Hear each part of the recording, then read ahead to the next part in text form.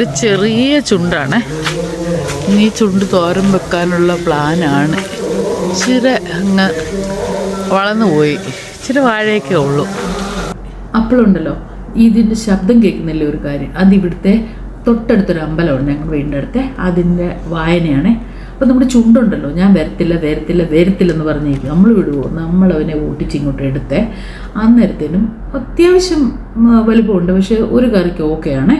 അപ്പം നമ്മൾ ഇവനെയായിട്ട് വന്നിട്ട് നമ്മൾ ഒരു കപ്പ് ഉണക്കപ്പയറില്ലേ അതെടുത്ത് വെള്ളത്തിലിട്ട് കുതിരാൻ വെച്ചതിന് ശേഷം നമ്മൾ ഈ കിട്ടിയ വാഴച്ചുണ്ടിനെ എടുത്ത്, നമ്മുടെ ഇങ്ങോട്ട് കോട്ടയത്തോട്ട് വാഴച്ചുണ്ടെന്ന് പറയും, വാഴക്കൂമ്പെന്ന് പറയുന്നവരുണ്ടല്ലോ. അപ്പം വാഴച്ചുണ്ടെടുത്ത് നല്ലപോലെ കുനുകുനാന്ന് നമ്മൾ അരിഞ്ഞെടുക്കുന്ന സമയത്ത് എന്നെ കാണുന്നവരാരെങ്കിലും സബ്സ്ക്രൈബ് ചെയ്യാതെ കാണുന്നുണ്ടെങ്കിൽ ഒന്ന് സബ്സ്ക്രൈബ് ചെയ്ത് സപ്പോർട്ട് ചെയ്യണം. അതുപോലെ സബ്സ്ക്രൈബ് ചെയ്തിട്ട് ഉള്ളവർ ലൈക്ക് ചെയ്യുകയും ഷെയർ ചെയ്യുകയും കമൻറ്റ് ചെയ്യുകയും എല്ലാം ചെയ്തൊന്ന് സപ്പോർട്ട് ചെയ്യണം കേട്ടോ.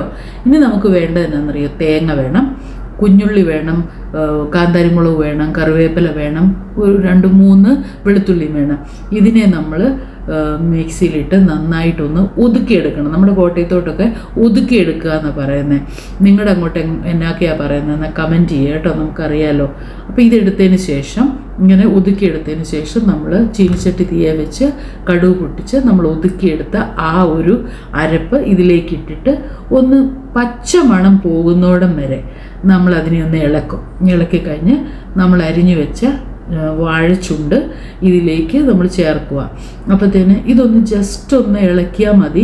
വാഴച്ചുണ്ടെന്ന് പറയുന്ന സാധനത്തിന് അധികം വേവൊന്നും ഇല്ലാത്തത് കേട്ടോ.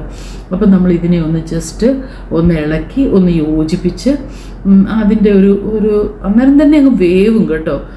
പെട്ടെന്ന് തന്നെ വേവുന്ന ഒരു സാധനം. ഇങ്ങനെ നല്ലപോലെ ഇളക്കി യോജിപ്പിച്ചതിന് ശേഷം നമ്മൾ കുതുക്കാൻ വെച്ചിരുന്ന പയറില്ലേ, പയർ നമ്മൾ കുക്കറിലിട്ട് 2 വിസിലടിക്കുമ്പോഴത്തേനും നമുക്ക് ഈ പരുവത്തി വെന്ത് കിട്ടും. ഒട്ടും വെന്ത് പോരുത്. ഏറെ നേരം വെള്ളത്തിലിട്ടവരാണെങ്കിൽ ഒരിക്കലും 2 വിസിലടിക്കരുത്, 1 വിസിലടിക്കാവുള്ളൂ. എന്നിട്ട് നമ്മളിതിനെ ചേർത്തതിന് ശേഷം ഇതിനെ നല്ലപോലെ ഒന്ന് മിക്സ് ചെയ്തതിന് ശേഷം നമ്മൾ ഒരു 5 മിനിറ്റ് മുതൽ 10 മിനിറ്റ് വരെ ഒന്ന് അടച്ചു വെച്ച് നമ്മൾ വേവിക്കും. എന്നിട്ട് നമ്മൾ അതിനെ ഒന്ന്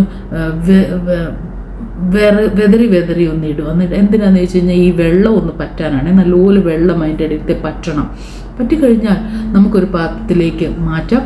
നമ്മുടെ വാഴക്കൂമ്പ് അല്ലെങ്കിൽ അഥവാ വാഴച്ചുണ്ടും പയറും തോരൻ റെഡി. അപ്പോൾ എല്ലാവരും ഒന്ന് ട്രൈ ചെയ്ത് നോക്കും.